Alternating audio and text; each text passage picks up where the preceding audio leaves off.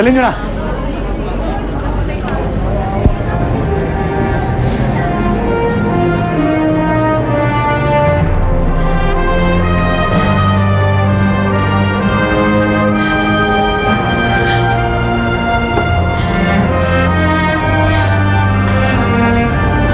niya po akong patayin.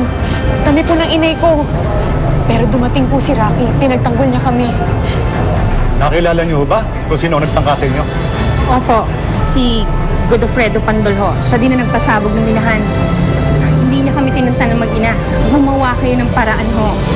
Hulihin niyo ang lalaking yon. Huwag ho kayong mag-alala, ma'am. Tumikilos na ho ang mga tauhan ko. Titimbre din namin ang lahat ng kapulisan para sa madaling pagkadakip ng suspect. Mukhang happy ka yata ngayon, Sylvia. Of course! Sino ba namang babae ang hindi masaya kapag ikakasal siya? Nasa headlines na naman ng orang na yun. Are you sure hindi affected si Danny? You know what, Rach? I really don't care. Ang importante, inassure ako ni Danny na tuloy ang kasal namin, so I don't have to worry about anything.